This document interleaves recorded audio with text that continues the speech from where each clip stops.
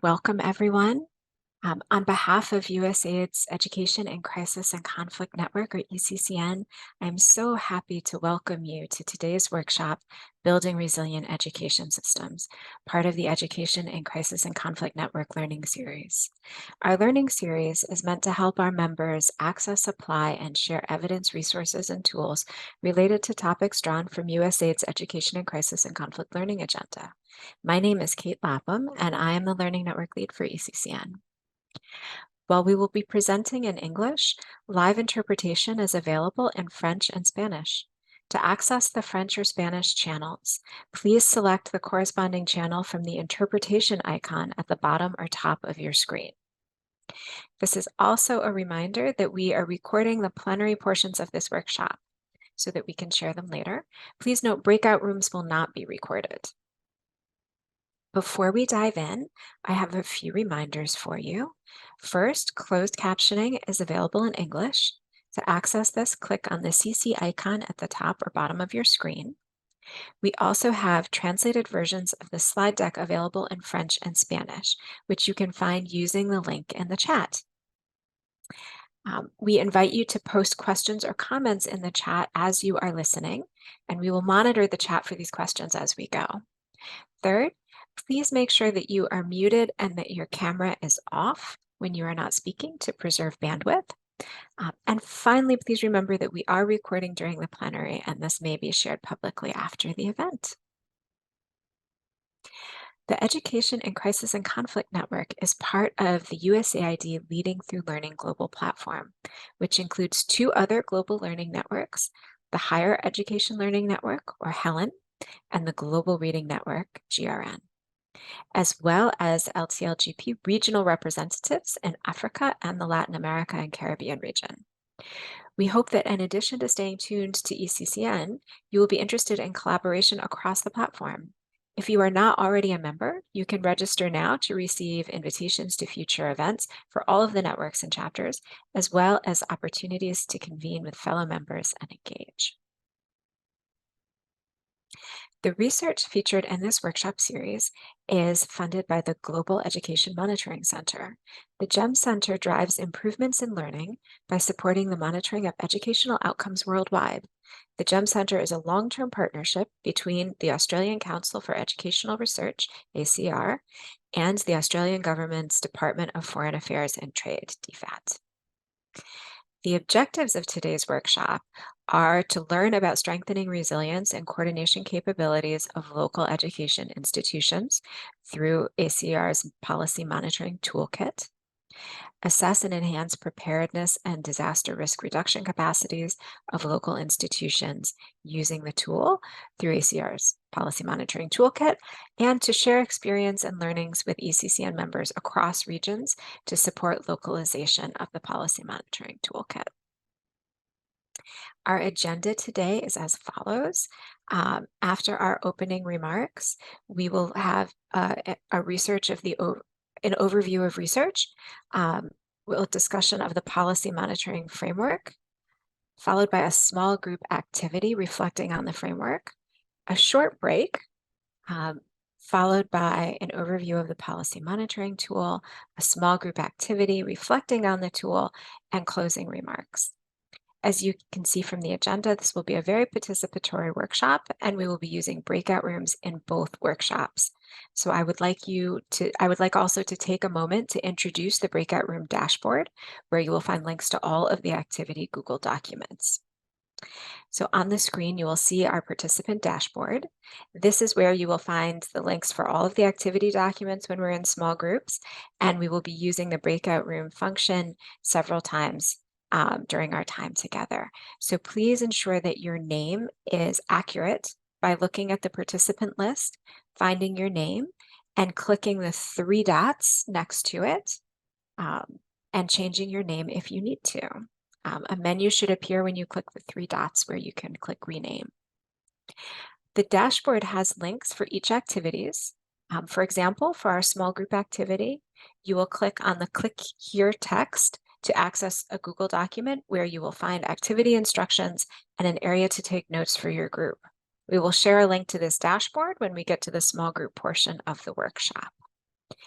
Lastly, please note that while we do have Spanish and French interpretation available in the plenary, Zoom does not allow for interpretation functions in the breakout room. Please do send a message in the chat to USAID ECCN if you have any questions or concerns. Okay, so we will be using the Slido tool throughout the workshop. So we'd like to use the tool to get to know each other a little bit and practice. Using the QR code on your screen or the link in the chat, let us know where in the world are you joining us from. Washington, D.C., good morning. Kinshasa, Melbourne, Australia, the UK. Wonderful, welcome. Mozambique.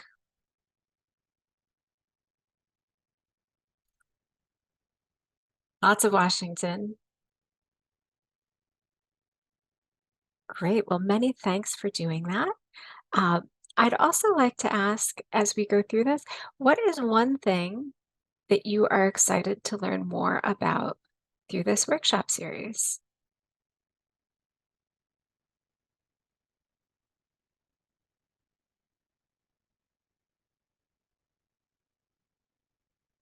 So right in line with the ECCN goals, a new framework that applies to my work, how I can use it and apply it.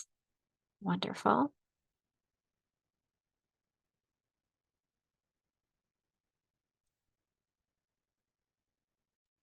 Well, we will certainly have time to meet colleagues, and you are always welcome to connect to ECCN.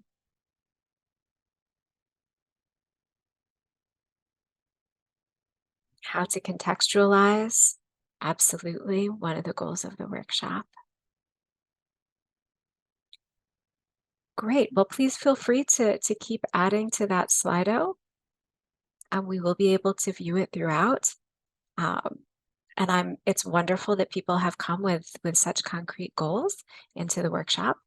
So right now, I am very excited to introduce you to today's facilitators from the Australian Council for Educational Research.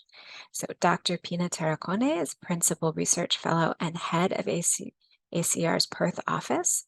Pina has 30 years experience in educational design, assessment and measurement, research and management. She has led large and complex projects, including international, national, and state projects. In the last 10 years, these projects have been predominantly in digital assessment and measurement and high-stakes testing, including computer-based and online testing. She has worked with education authorities and systems to implement policy reform in curriculum, assessment, and measurement, and she has worked with large international organizations such as the OECD, IEA, UNESCO, NECMAP, and Porticus. Dr. Kamran Mastan, also a research fellow with ACER, has managed, initiated, designed, undertaken, and communicated research related to numerous education projects. He is currently managing a UNESCO-led project called the Assessment of Minimum Proficiency Levels, which enables 5 low-income countries to monitor learning outcomes in accord with the Sustainable Development Goals in education. Dr. Ian Teo, a research fellow with ACER, his work has focused on policies and practices related to education and emergencies, general capabilities, 21st century skills, and learner assessment. Ian has also led and collaborated with colleagues to deliver reports and workshops for multinational organizations like UNESCO, NECMAP, and GP-KICS, as well as for government departments in Australia, South Africa, and the United Arab Emirates. So that is our wonderful presentation team for today. And now I would like to hand over to Pina to take us through the workshop. Pina, over to you. Good morning, good afternoon, good evening, everyone. I'd like to provide an overview of our research. And so I'm Pina Terracone, Principal Research Fellow and Head of the ACER Perth office. I'll be presenting the research overview of our work in the area of building resilient education systems, particularly in education in emergency contexts. Firstly, we'd like to provide a definition Education emergencies refers to the quality learning opportunities for all ages in situations of crisis. Emergencies can be categorised as natural disasters and communicable disease, which are natural events such as hurricanes, tsunamis, earthquakes, fires, droughts, floods, and disease epidemics or pandemics. Political conflicts, which are brief or prolonged conflicts involving warfare and civil conflicts that may result in ethnic cleansing, genocide, forced migration within countries or towards other countries.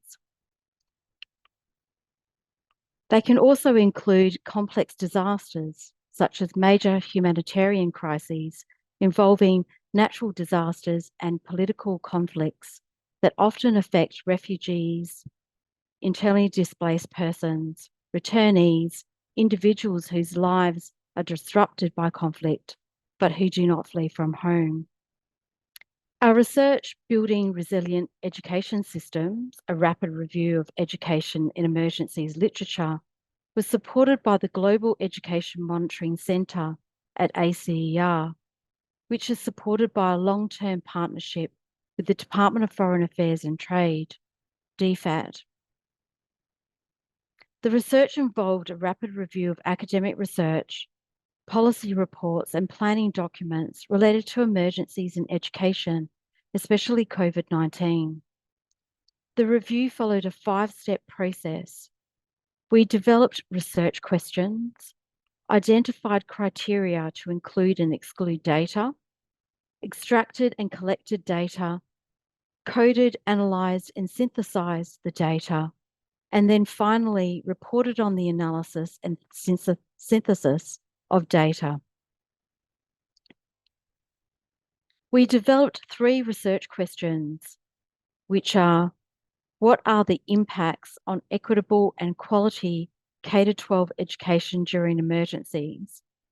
How should policymakers respond and recover to promote equitable and quality outcomes when K-12 education systems are disrupted by emergencies? How can K-12 education systems be engaged in preparedness activities and build further resilience during emergencies?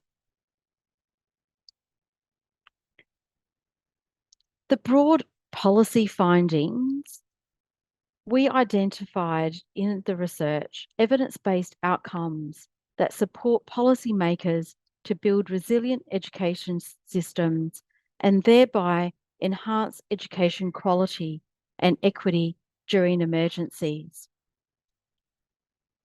Particularly vulnerable student populations, such as girls, children with disabilities, refugees, asylum seekers, and internally displaced persons, minority groups, children in low socioeconomic households, and children living in rural or remote regions. Identified factors affecting education emergencies. These included best practice preparedness, response, and recovery activities to promote equitable and quality education outcomes. As part of our program of work in education emergencies, we were invited by UNESCO, NECMAP, to develop a thematic review on flexible strategies for ensuring quality learning outcomes. We investigated how countries in the Asia-Pacific region reacted to the COVID-19 emergency by applying flexible strategies for addressing learning loss and enhancing learner outcomes. The COVID-19 pandemic has disrupted schooling for 1.2 billion students in the Asia-Pacific region and challenged how policymakers respond to protracted emergencies. As with many regions worldwide, the pandemic has also exacerbated pre-existing challenges of access and quality of education in South and Southeast Asia. To mitigate the impacts of the pandemic, policymakers in the region implemented flexible learning strategies to aid learning recovery and strengthen education systems. Depending on available infrastructure, this included learning modalities such as digital learning, TV, radio, and mobile phones. In collaboration with the Network on Education Quality in the Asia Pacific, NECMAP, the Global Education Monitoring GEM Centre conducted a thematic review of flexible learning strategies implemented to enhance learning outcomes during the pandemic. The flexible strategies for ensuring quality learning outcomes in education emergencies thematic review provides policymakers with considerations for flexible learning strategies and examples to implement or use to build more resilient education systems. The thematic review included policy and practice documents from 14 countries in the Asia Pacific region and an online survey of policymakers in 7 countries: Bhutan, Brunei, Darussalam, Cambodia, Laos PDR, Malaysia, Nepal, and Vietnam. The review focused on learning strategies implemented during COVID-19 and policy challenges related to education delivery and equity. We were also invited by UNESCO Bangkok to develop a policy brief and technical paper on learning recovery and addressing the learning crisis for the second Asia Pacific Ministers Conference at PREMC in 2022. Drawing from the GEM Centre's rapid review of education emergencies, a policy brief and technical paper were presented at the APREMC last year, ahead of the thematic panel discussion on learning recovery and addressing the learning crisis.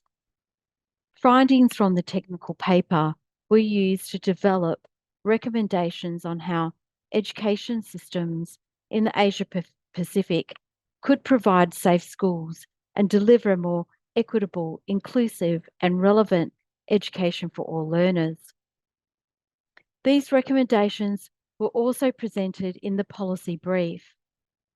The policy brief and technical paper highlighted the impact of the COVID-19 pandemic on the region's pre-existing learning crisis. The learning crisis had already put the Asia Pacific region off track to achieve vital SDG 4 targets.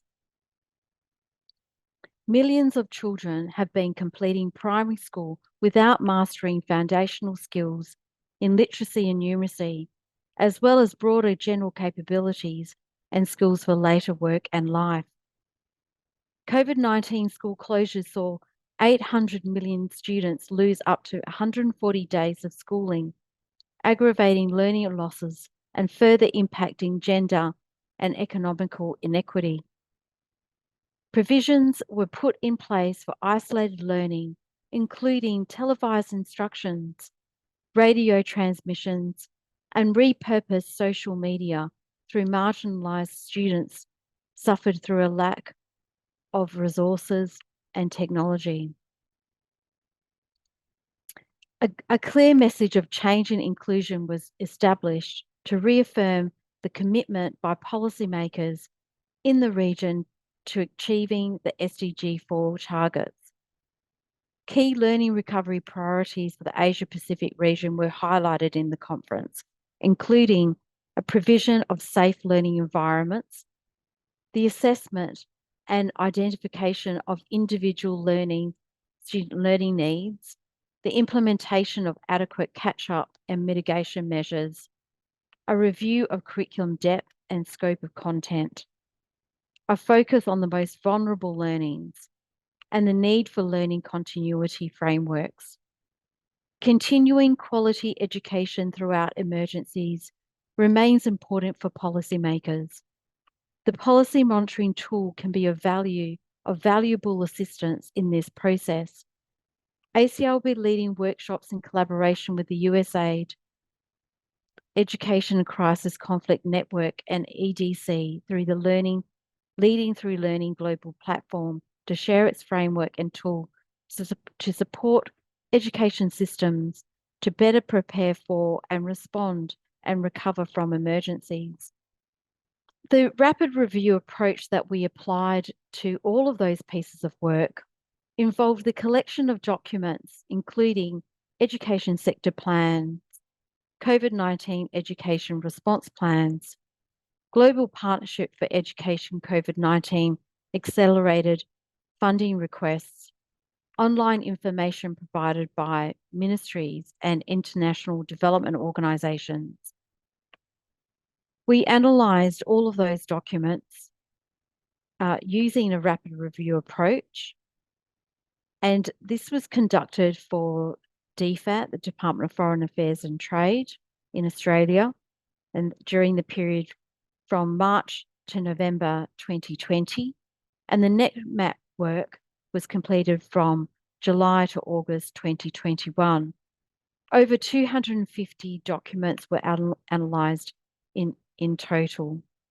There were also a large number of additional documents that were reviewed specifically for the APREM-C technical paper and the policy brief as well, particularly focusing on the Asia Pacific region. I'd like to now hand over to my colleague, Cameron Meston. Thank you, Pina, and thank you, Kate, for introducing us. As Pina said, my name is Cameron Meston, and it's lovely to be talking to you today about our research on education in emergencies. In this section, I am specifically going to explain the framework that we developed in our research, which we named the Policy Monitoring Framework. We named it that because it has the specific purpose to enable policymakers to identify and assess policy considerations, policy issues, and policies generally in regard to building resilient education systems. So after I explain the framework, we will then go into breakout rooms to have a discussion about the framework. The framework is based on analysis and synthesis of the data collected from the review of education in emergencies literature that Pina just described.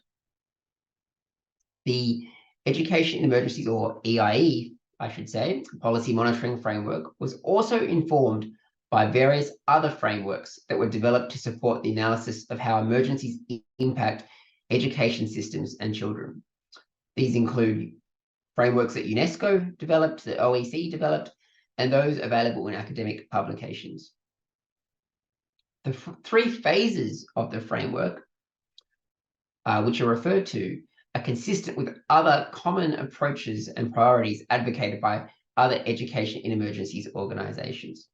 I'll surely explain what those phases are. So this consistency with other frameworks provides confirmation about the validity of this review.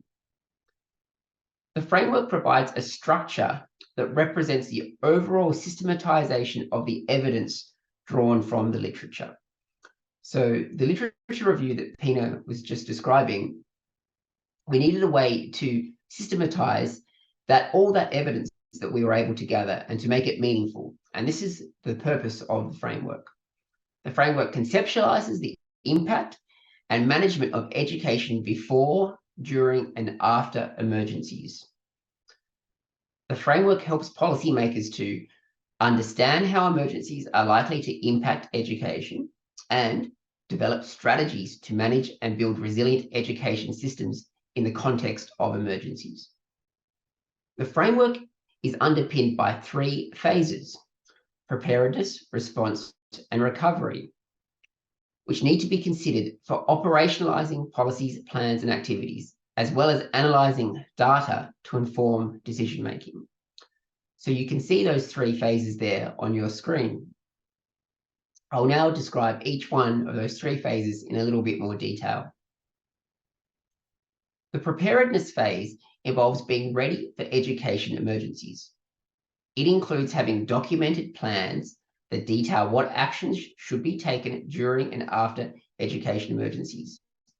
Specific planning documents include implementation plans, institution continuity plans, operational plans, and disaster response plans. Governments and non-government organisations have produced similar guides to support schools and local authorities as part of the emergency planning process. Now I'll describe the response phase. The response phase refers to policies, plans, and actions that seek to manage and address priority areas. This might include focusing on the resumption or continuation of school subjects like literacy and mathematics, whilst placing less emphasis on other subjects that are deemed less essential. Appropriate responses will differ across national and local contexts. For example, low-income countries may have fewer resources than high-income countries, while those regions or local areas that have experienced prior or recent emergency situations may have more established response processes than those without such experiences. The recovery phase, which is the final phase I will now describe, focuses on returning students to their pre-emergency learning trajectories and continuing learning. An education system that is well prepared for an emergency typically has access to appropriate response mechanisms and is better able to develop strategies for recovery and resilience. Common to all three phases are factors that influence how policymakers manage education systems and school-level planning. These factors were incorporated into the EIE policy monitoring framework to particularize the issues, challenges, and actions considered for policymakers globally before, during, and after education in emergency situations. These factors are grouped into systems, teaching and learning, and agents. So you can now see those three kinds of factors on your screen there in the blue rectangles. So each one of those kinds of factors groups many sub-factors within them. I'll now describe each one of those three kinds of factors. First, the systems factors. These refer to the central processes, practices, networks, and relations that policymakers engage with and within. For example, education policies, legislation, and socio-cultural practices are systems that can influence and be influenced by education in emergency situations. These may occur in formal and informal contexts and are overarching in their reach. Consequently, systems can also include government initiatives, infrastructure, coordination, management, communication, monitoring, assessment, and evaluation. Now, the second kind of factor, that's teaching and learning.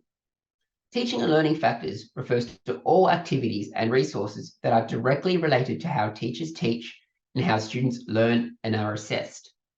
They include activities, resources, delivery platforms, student assessment, classroom pedagogies and practices, and curricular content. Now, the third and final kind of factor, the agent factors.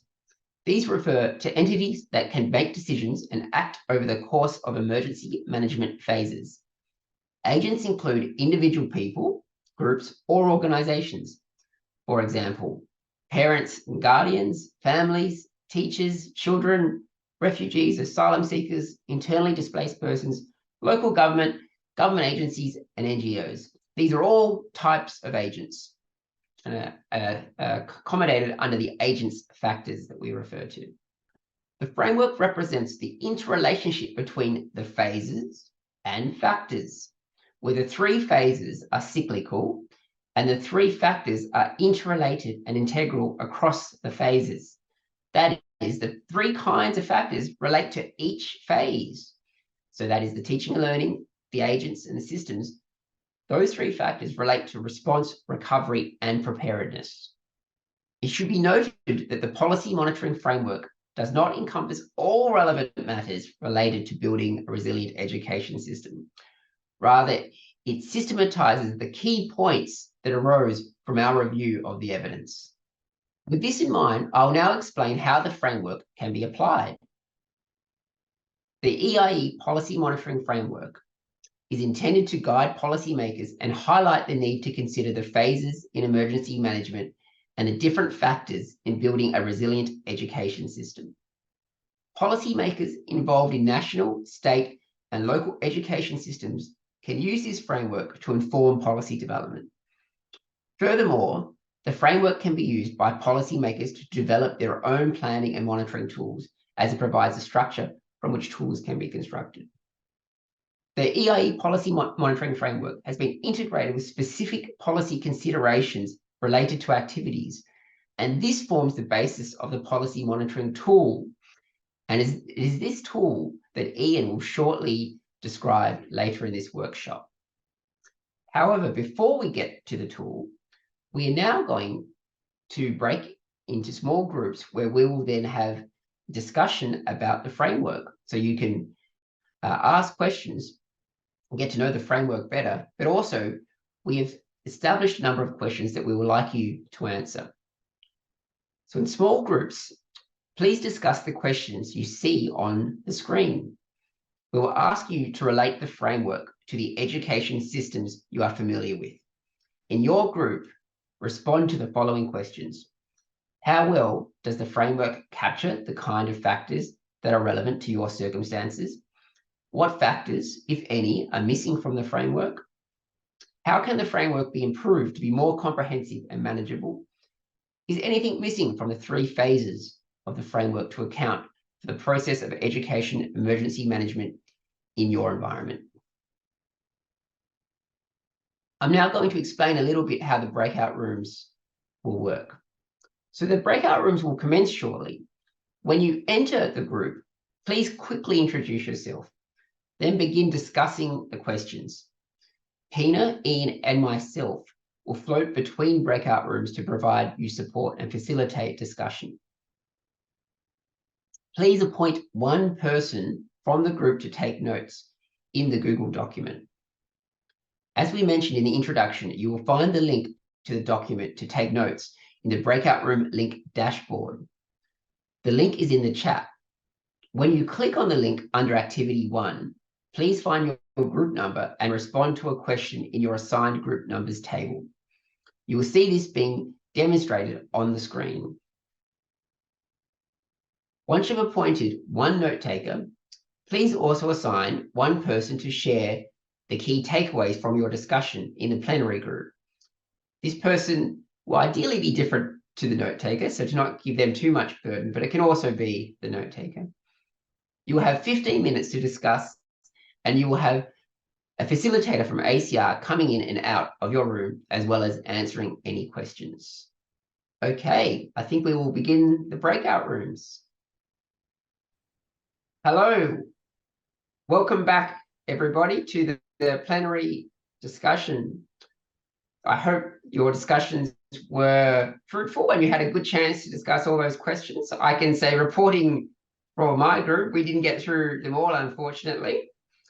And I realized our error was we didn't even appoint a speaker yet. So we may have to do that on the fly.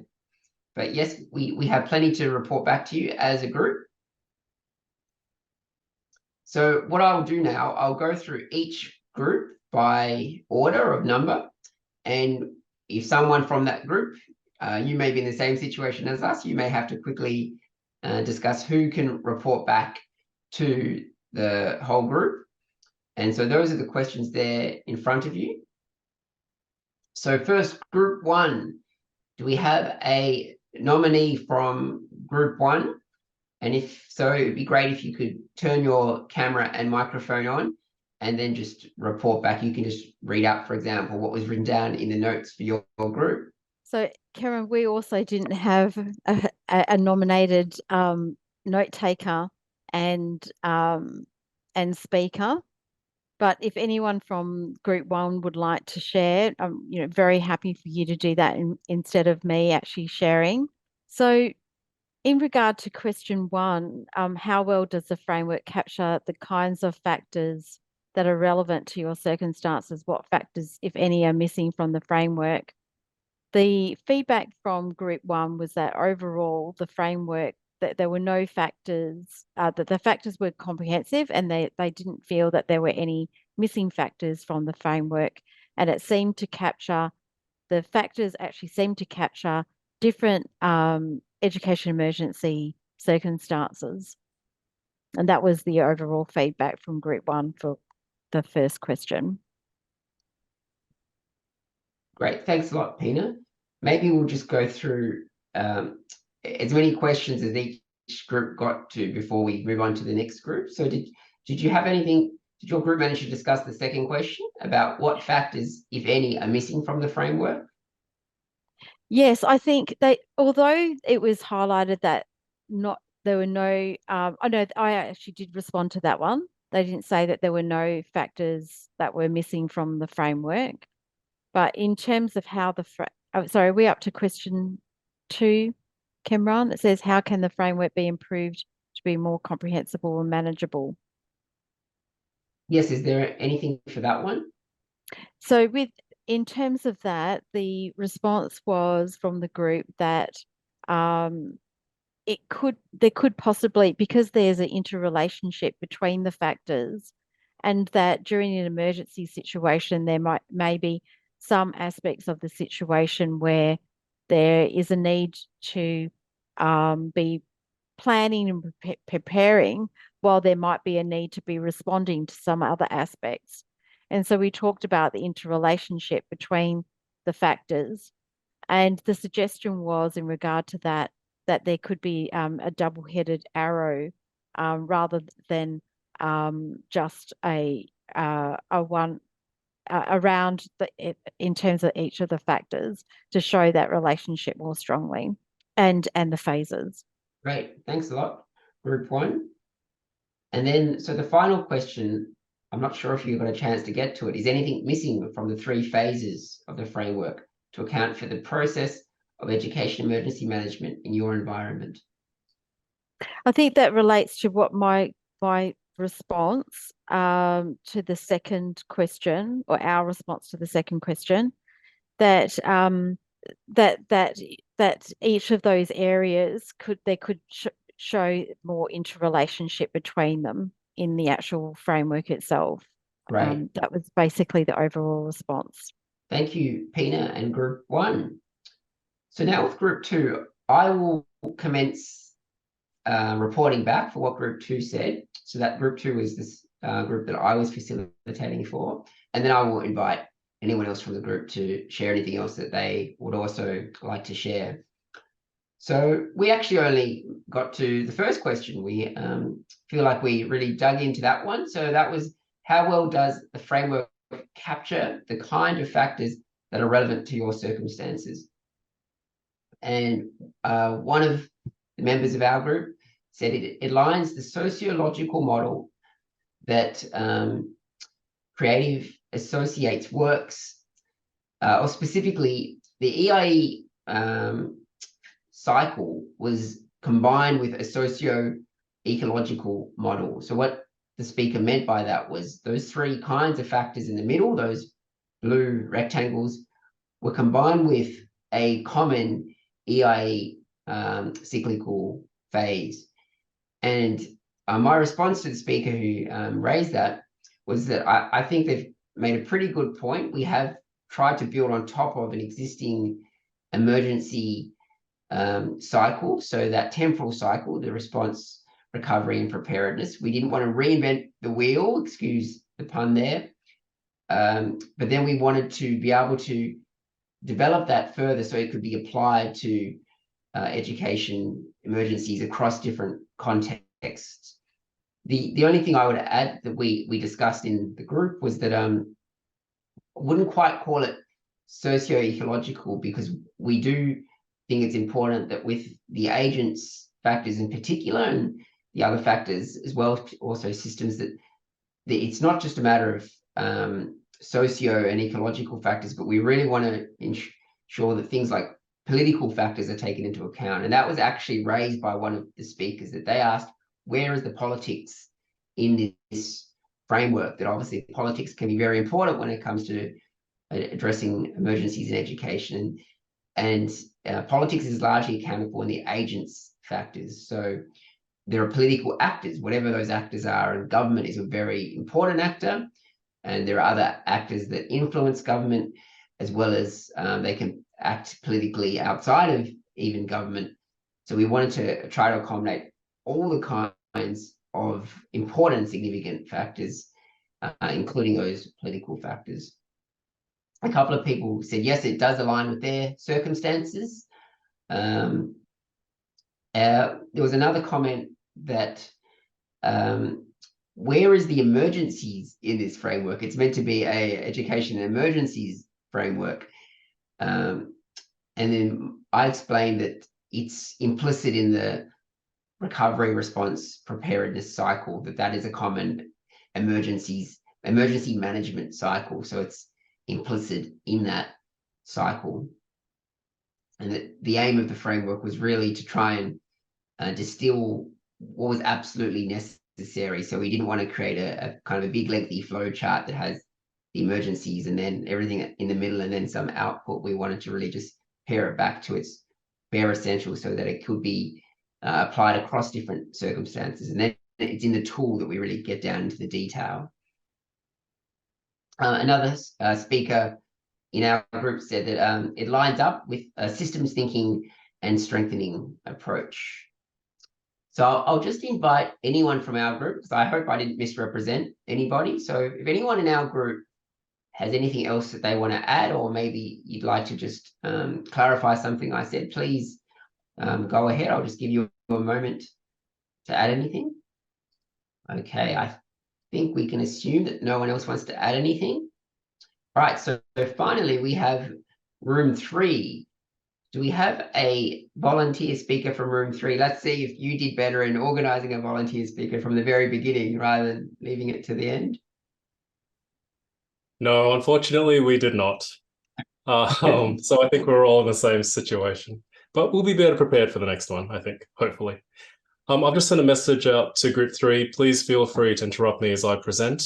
Greetings to you all. My name is Ian, and I'll be reporting for group 3. So the first question was, how well does the framework capture the kind of factors that are relevant to your circumstance? One of the respondees indicated that it does so quite well. It is quite comprehensive, it is simple and applicable to different regions, so that's good news. With regard to the second question, what factors, if any, are missing from the framework? There was a response made there that perhaps there could be more emphasis or more acknowledgement with regards to crisis and conflict. I noted after the individual said that she's absolutely correct. You know, in terms of being able to address crisis and conflict and very complex education emergencies, this model could perhaps provide more granularity. And I think the policy monitoring tool that we'll be talking about shortly will provide some of that granularity. But it's important to note, of course, that the literature that we based our research on was primarily focused on the pandemic. So there is a gap there that may need more refinement, but I don't think our model is entirely dumb or deaf to this particular issue. I think there are take-home truths that we can extend to crisis and conflict emergencies. With regard to the third question, how can the framework be improved? Respondents indicated that there's a need to consider technology approaches, since this is the future of education. Issues like AI need to be considered. We need to include ways to define and guide curriculum for emergency purposes. Absolutely. We need to incorporate lessons into the system so that they won't be forgotten. This refers specifically to lessons learnt. So as we came out of the COVID-19 pandemic, what were the primary issues that needed to be addressed? What were the primary considerations that needed to be addressed? And how will this inform our policy making and our decision making moving forward? There was also emphasis on multiple and complex crisis and conflict events. This includes people who are internally displaced, people who are experiencing war, but also famine, but also the pandemic. You know, how does this model manage those very complex issues? There were issues also regarding the start times of school, which of course can complicate transition from one grade through to the next, and how best to support students. Do we hold them back? Do we move them forward? There was discussion also on cultural practices and their impact on education, particularly for girls' education. There was also acknowledgement that food and water crises in certain countries may impact the degree to which children will had the opportunity to experience education. There was also acknowledgement that there's need for curriculum development, and that these need to be adapted to crisis needs. And then there was also an acknowledgement of the migration crisis and its impact on education, and as well teacher training in education and emergencies. So I think altogether Group 3 had a very dynamic and complex presentation of ways that the framework can be improved. So it was a very good discussion. Great, thanks a lot, Ian. So now we have a break. So we'll take 5 minutes. Where I am, it's almost 20 to the hour. Oh, and Cameron, For you, I'm sorry to interrupt. We can actually take 10. We can take a 10-minute break. Okay, great. So we'll take a 10-minute break because we're running a little ahead of schedule, which is fantastic. So as I said, where I am, it's about 20 to the hour. For you, it might be more like you might be going by the half hour rather than the hour. So for me, I'm going to be back at 10 to the hour, but for you, it might be more relating to the half hour. So come back in about 10 minutes, and then we will continue. And Ian will kick us off, and Ian will be discussing and explaining the tool, how to use the policy monitoring tool. So we look forward to seeing you in 10 minutes. Okay, well, we might make a start. Welcome back, everybody, and it's good to be engaging with you all today. My name is Ian Teo, and it's nice to be talking to you about our research in education and emergencies. In this particular section, what I'm hoping to explain will be the policy monitoring tool that we developed as a result of the various research and project activities that Pina addressed earlier. And of course, looking forward to having a very robust discussion with you about this tool in the breakout rooms and during the plenary discussion. But before doing so, and I suppose to give people a chance to come back into the discussion if they've left, I would like to talk very briefly about the impact of the COVID-19 pandemic on countries, particularly those located in the Asia-Pacific region. This will then be followed by a discussion about the need to support policymakers and their various activities, responsibilities, and engagements. In particular, we at ACER, we anticipate that the use of an education and emergencies policy monitoring tool has the potential to enhance how policymakers, practitioners, researchers prepare for, are able to respond to, and will recover from disruptions to education. So, before discussing the development of our policy monitoring tool, let's recap some of the impacts of the COVID-19 pandemic on a selection of countries in the Asia-Pacific region. Now, what I think you'll note as we move to this slide is that there are certain commonalities that seem to be universal as a result of the COVID-19 pandemic. In Laos and Vanuatu, for example, teachers and principals reported that they had forgotten lessons once schools had reopened. They had to repeat lessons for these students as well once they returned to school. And what we see here is an argument for learning loss. We also saw that in India, there were decreases to both literacy and numeracy at the primary level, and that this loss of literacy and numeracy was equivalent to 1 year of schooling. And that's quite obviously very significant when you consider the various types of socioeconomic backgrounds that students may come from and how that may also impact learning and crisis to learning, and of course, the impact of the pandemic. We saw in Korea, teachers have reported a widening achievement gap between those learners from very high socioeconomic brackets versus those from lower brackets. And this would be unsurprising for anyone working in this space, because we know that the impact of funds that are made available to individuals, whether from the family or from government, can actually, of course, impact educational outcomes. Because if I do not have computers, phones, internet, or at least reliable internet, then of course, if I'm looking to learn through a digital means, then this of course can impact my teaching and learning outcomes. So I think what we can say here is that the impact of the pandemic, not just in the Asia-Pacific region, arguably has carryover in a very universal way to other countries, and we can see this overlap between countries. Now, the impact of the pandemic globally and nationally has also been, I think, quite well documented.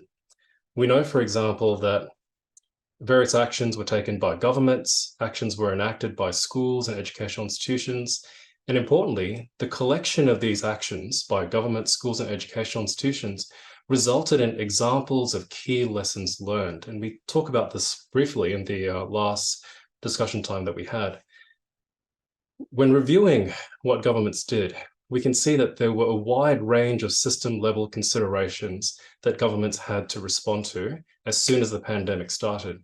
This included the need to manage public health, the need to ensure that border closures were managed, to ensure that lockdowns were implemented quickly, to try to negotiate what social distancing means across different contexts, how this is different from a park to an office space to a school. There was also a significant reliance on the importance of ICT and its role in facilitating not just work, but also schooling and everyday life. Because of course we need to communicate with one another because we are social beings. And importantly, there was also a recall of foreign nationals to come home to their own country, if at all possible. In the case of schools and educational institutions, there was a need to manage vaccinations and boosters. This included a range of other health issues relating to girls, hygiene, the availability of toilets, how to manage cleaning and sanitation. There were also study and work modalities that needed to be negotiated by schools. Certain schools did this better, unsurprisingly, because there were more funds allocated to these schools, whether through the government or through private family means. And this enabled them to engage in various forms of work and study modalities, home, hybrid, offshore, eventually a return to school.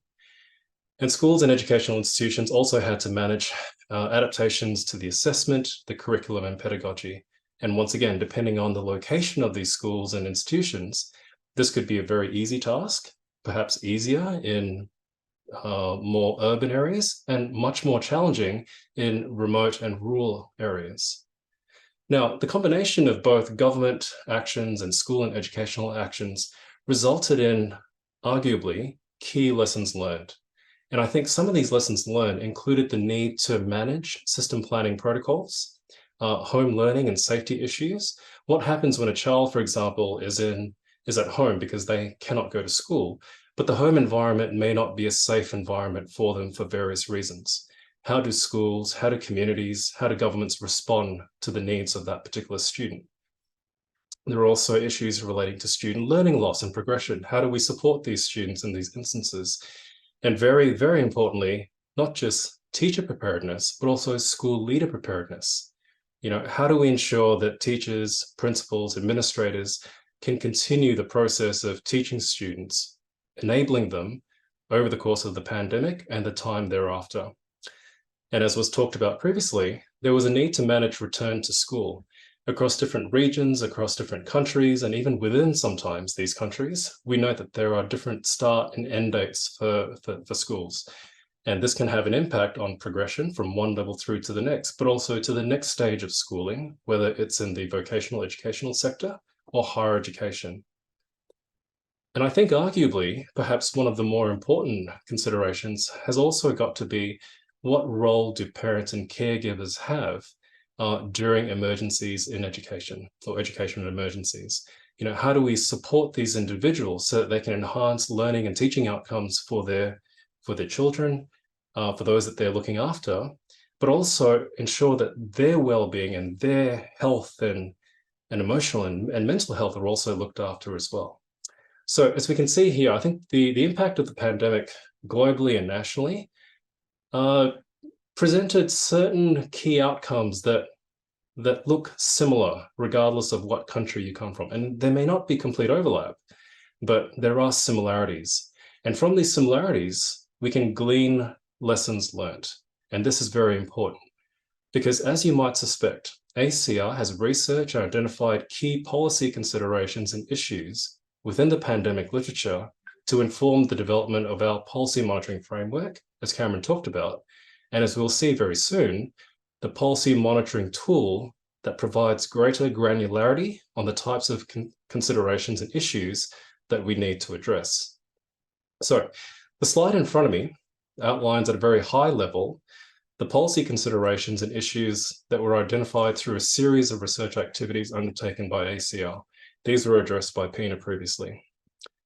As mentioned by Cameron, these research activities enabled us to identify a framework that highlighted policy factors. We have the systems level factors, we have the teaching and learning, and then we very importantly have the agents factors as well.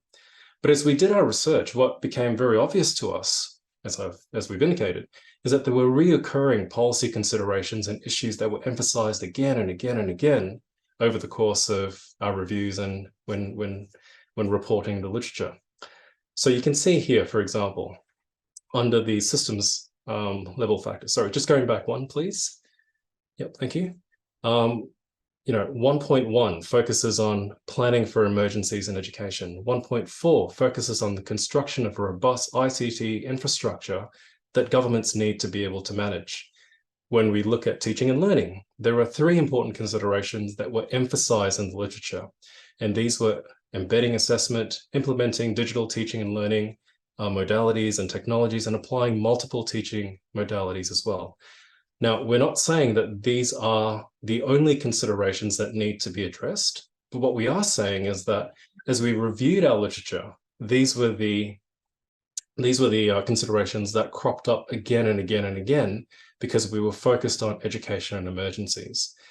When looking at agents, 3.2, there was a need to engage the community. When looking at 3.6, how do we foster children's resilience? And as I've said before, this policy monitoring tool provides an opportunity to identify clear issues that will enable policymakers to respond, prepare for, and recover from education emergencies. And as we can see in 1.1, we identified 5 emerging policy issues for planning for emergencies in education. For 1.6, there were 3 emergent issues that were very important. So what I'd like to do now is to zoom in a little bit into policy considerations 1.1 and 1.2 and focus a little bit more on what it is that we're trying to address with our policy monitoring tool. So you can see here we focused on 1.1, which has 5 policy issues, 1.2, which addresses strong coordination and collaboration by system-level stakeholders to support policymakers during education and emergencies. And within this policy consideration, there are 3 policy issues that need to be addressed. As we move to the next slide and drilling in a little bit more deeply, out of the 5 issues that were associated with 1.1, the first of those policy issues addresses the need to ensure that at an education system level, all risks are mapped to identify which institutions and processes are vulnerable to various external shocks. In the case of 1.2, which once again falls under the system level factor, there is a need to institute strong coordination and collaboration. Now, at a more granular level, 1.2.1, we need to find evidence that governments demonstrate leadership and can collaborate vertically and horizontally with all relevant agents to plan and implement key policies and practices. Now, I think what's great about our particular model is that because we've been able to identify these policy issues, we can also, as Cameron pointed out previously, map them across preparedness, response, and recovery phases. And what we would hope to do is to find evidence for each policy issue to indicate the level of policy risk across each emergency management phase. And by doing so, we can monitor how this particular issue has progressed, has remained the same, or perhaps has gotten worse and has perhaps become more challenging for various reasons. Now, our belief is that as researchers, as policymakers, as practitioners who operate within the policy space, this high-level tool has significant utility for people who are looking to develop policies and practices during education and emergencies. Now, one important consideration here is the need to find evidence. And in the case of policy issue number 1, which focuses on planning processes, documents, protocols, and guidelines, what we would suggest perhaps is that evidence of such a policy issue might be seen in sector plans, relevant databases which provide you with quantitative or qualitative data, funding plans for emergencies, and perhaps audits of various departments or perhaps activities. This will provide the evidence needed to provide an indication of risk that policymakers, with their expertise, with their knowledge, with their experience, can then determine whether at the preparedness phase, this particular policy issue is low, medium, high, or very high risk, or perhaps not applicable at all. And as you can see in the top left-hand corner, we have the rating systems that are there. Okay. They can then look at this particular policy issue, find evidence for the response phase, the recovery phase, and then develop what we consider to be an important tool, which is a policy monitoring heat map. And by doing so, policymakers now have a high-level indication of their level of risk at a particular point in time. In the case of 1.2.1, governments demonstrate leadership and collaborate vertically and horizontally with all relevant agents to plan and implement key policy practices. Evidence of this might include legislation, institutional policies, documented evidence of collaborative practices, whether explicit or implicit. It could be established working relationships between stakeholders and organizations, etc.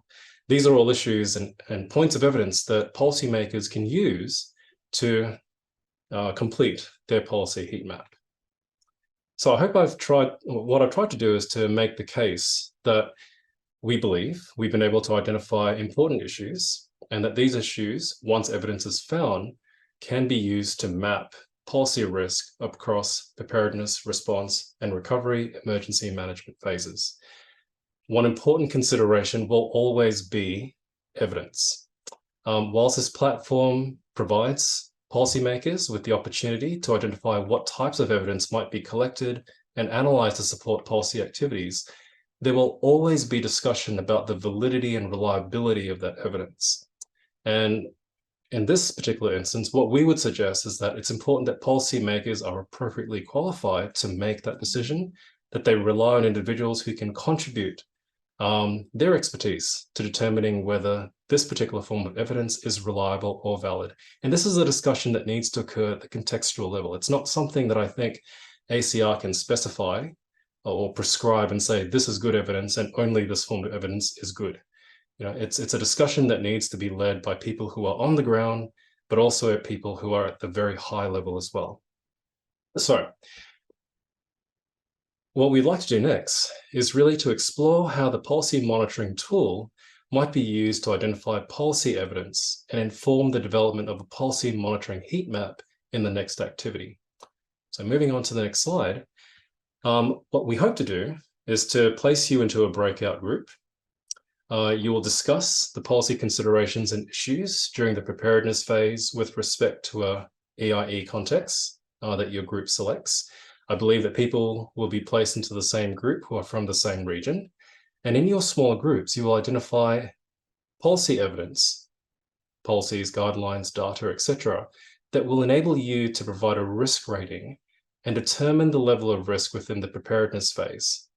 Now, based on the quality of policy, based on the amount of policy that you talk about, what you should then be able to do is to determine whether this particular policy issue is low risk, medium risk, high risk, very high risk at the preparedness phase. And then you would replicate this across the response and recovery phase as well. Okay, so if you then have time, I would suggest that then you would repeat steps 3 through to 5 for the response and recovery phases for as many policy issues as possible. All right, so I think we might move on through to the breakout rooms. Once again, Pina, Cameron, and myself will be in some of the breakout rooms to help with the conversation. And very importantly, what we prefer this time, of course, is for you guys to nominate someone within your group to lead the discussion when we come back. We're happy to facilitate, but we'd rather hear from you because you, of course, have a very important voice in all of this.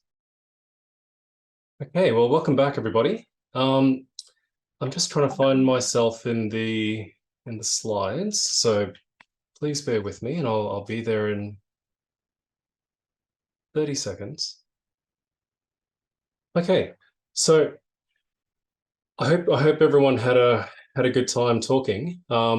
I realize that there's never enough time to talk about these issues, and that there's probably more to talk about than we have time for. But perhaps we could start with group 1, and we could perhaps go through each of the questions. The first question relates to how did the policy and monitoring tool assist you with identifying key policies in your education and emergency contexts, and why? Is there a representative from group 1? Yes, hello. I can represent group 1. Sorry, my camera is a little weird and my Wi-Fi is a little strange, so I'm just going to keep it off so I don't chop it out. Okay. Cool. So for group 1, we focused on education and emergencies in the context of Guatemala, and specifically USAID policies in Guatemala. Yep. And anybody in my group, feel free to jump in. But at least for me, the policy monitoring tool helped us kind of think in like a step-by-step way on kind of how we would assess education and emergencies in the country. For context, Guatemala, it's a very small country, but deals with a lot of flooding and natural disasters, and there's a rainy season that really affects the education system in the country sort of on a yearly basis. So the preparedness is actually something that, at least from the people on the ground at USAID, kind of have a pretty decent grasp on. They kind of know it's coming and when it's coming and what it's going to do at this point, from what my group members shared. And so the policy monitoring tool helped us in seeing that the actual response and recovery kind of seemed to be, in this context, extremely important to try and like kind of, quote unquote, get back on track with the education systems following an emergency that kind of seems to be almost like inevitable at this point. And yeah, anybody else, please feel free to jump in. Can I ask, just while people are thinking about joining in, how did you determine sources of evidence, and how did you know that those sources of evidence, I'm going tongue-tied, were actually valid or reliable? Most of the time, we gather information from the systems, from the government systems. Meaning data from the Minister of Education and data from the emergency network working. But again, and sometimes we have to compare to our own projects being implemented. Although it's not the same size, it could give us an idea of how we are working over. Okay, and did you find that the sources of evidence from government departments were useful within these education emergencies? Were they provided in sufficient time? Was information accessible? When we think about the policy monitoring tool, yes, we are looking for sources of evidence, but as we all know, not all evidence is the same. Not all evidence can be accessible when it is needed. And indeed, even when it is accessible, it may not be the type of evidence that allows us to make informed decision-making processes or indeed outcomes. And I'm just wondering how you might manage that, certainly within your own context, and how the tool might help you to find actionable information. I think that the tool can help us go back and analyze, because as you were saying that, we're having right now a data problem with the government systems, because regarding roads and problems with floods, we have been having some kind of data politicization of the information that we receive, and sometimes we don't receive the information that we should be getting regarding regarding the amount of structures destroyed, let's say, for example, schools and things like that, because that might somehow tarnish the administration. So it is sometimes difficult, or the information gets delayed. So I don't know if I'm answering your question, Ian, but that is something that could help us polish our systems here at USAID. Yep. Look, I think the simple answer to that is, when it comes to information, sometimes the best information is the only information that we have, and we have to make the most of it. if there are opportunities to get better information, then of course we want to be able to access that. But sometimes that information is just simply not available, and we have to do what we do based on what we have. Were there any other observations regarding question 1 or 2 from group 1? Okay. So I was working in group 2, and I certainly would prefer not to represent myself. Would anyone from group 2 like to just draw out some observations regarding what we discussed and the utility of the tool? Hi, Ian. I think you were the one taking notes. Actually, we were just sharing ideas, etc. But I can start and maybe invite colleagues Rapun to also jump in. Also, Ala, Deepak to jump over. I will start. So, you shared the notes. I'll just put the notes in the chat. Yeah. Yes. So we just hypothetically chose Mozambique. We face natural disasters at the beginning of the year. The first 3 months caused the forced migration of some populations, specifically near the shores. We also have terrorist attacks in the past 5-6 years in the north. And this also puts education in a very stressful situation, people's lives lost, and a lot of challenges.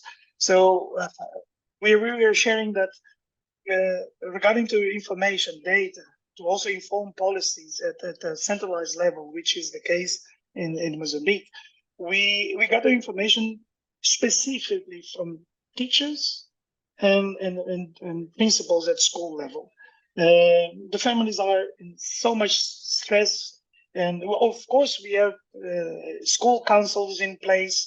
They also provide information, but in front of the emergency, teachers and the school leaders are the, let me say, the reliable source of information in that particular moment. So we use this information and we pass through the several levels until to the ministry level, centralized level, where resources, measures are taken. Let me also share a piece of example after the cyclone Idai, and even a bit before. We have now at the Ministry of Education a policy to design or template to construct and to build schools, resilient schools, to sustain in front of cyclones and strong winds. So this is an example of this information passing through all these levels, going to centralized level in a decision that it's turning into policy. But I will pass to Rapun because he was also talking about cluster systems, and I jump in to also contribute with emergency councils, which complement. So I will invite Rapun to also share his thoughts, if you allow me, Ian. Thank you. Of course, please. Yeah. Rapun, it's your turn. Okay. Sorry. Was there anyone else from group 2 that would like to make a contribution to these questions?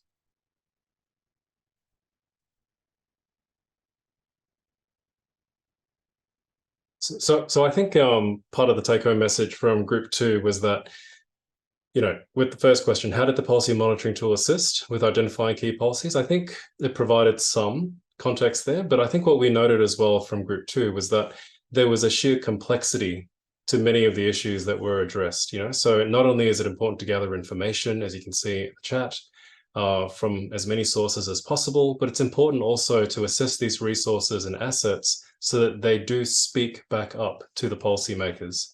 It's not enough to just gather the information. I think I could be wrong, but I think it was Deepak who indicated that. Rapun, who indicated that there was a use of cluster systems to engage various stakeholders from governments and CSOs, and the outcomes of these cluster systems provided evidence in the form of outputs. These outputs included minutes from meetings, resource development documents, and so on. And so by gathering together this information and these sources and these resources, we can then start to provide evidence that can inform the policy monitoring tool. So I think all in all, it would seem that across Group 1 and Group 2, yes, there is purchase to some of these issues and considerations that we've addressed. And perhaps what we need to do is finely tune the quality of evidence that we collect and analyze. Ropam, I see your hand up. Please feel free to turn on your video so that we can have a chat with you. Thanks for giving me a chance again. I just want to mention another thing. Sometimes during emergencies, media plays a vital role to provide policy recommendations. So besides the clusters, media also plays a vital role. Would you be able to talk to us a little bit about what specifically you could be referring to? For an example, during Rohingya response, media played a vital role to bring their education needs into the government. So government considered the media reports, and then they started provide some sort of educational needs here with the support of local actors, local NGOs and international NGOs. So that's I want to add here. Thank you very much. I might open this time not just to Group 2, but also to Group 1. Is there anyone in the participating audience who might have any comments or any questions for us? Any observations that perhaps you'd like to make? We're more than happy to take critique, but also happy to take any questions that you might have or comments. Okay, I think it's time to wind up the segment. So let me just finish off by making a few comments regarding the policy monitoring tool. As we've tried to emphasize throughout this discussion, one of the key purposes of this tool is really to support the needs of policymakers. And the way that we can do this is to gather appropriate evidence so that we can inform the development of a policy heat map to inform the needs of policymakers. Now, what's important to note is that policymakers may also adapt this tool for their own particular purposes. There is no need, for example, to use all the considerations and all the issues. It's certainly feasible for policymakers to remove certain considerations with no relevance to their context, or indeed to address more specifically more granular issues relating to the national, regional, or local policy demands, or adapt the tool to target specific policy considerations or risks. And I think the utility of this tool is really its flexibility. What we've tried to do is provide a very high-level presentation in the form of the policy monitoring framework with your systems, teaching and learning, and agents, as well as the various factors within, the various emergency management phases outside of that, which are preparedness, response, and recovery. And then by drilling a little bit deeper through the literature, we've been able to identify important policy considerations and issues that may have utility for policy makers across the world. So I'll throw this time back to Pina, and thank you very much for this opportunity. Thanks. Great, thank you, Ian, and thank you for everyone sharing your important information to help complete that activity. So we want to give you some information to prepare for workshop 2. So what we'd like you to do is to consider 2 policy issues as outlined in the PMT, gather evidence, for example, policy practice documents, data, reports, etc., relating to these 2 policy issues, and summarize on 1 page how the evidence gathered might categorize levels of policy risk across emergency management phases. This 1-page document will be submitted prior to workshop 2. So come prepared to share what you have investigated and your conclusions with colleagues during workshop 2. So you'll find the details for this exercise in the 3rd column of the breakout room links page, pre-work for workshop 2, which has just been shown on the screen now. You'll also find the link to the instructions in the chat and in an email you'll receive later today. And so that's the activity there that's being shown to you. Are there any questions about the activity for workshop 2?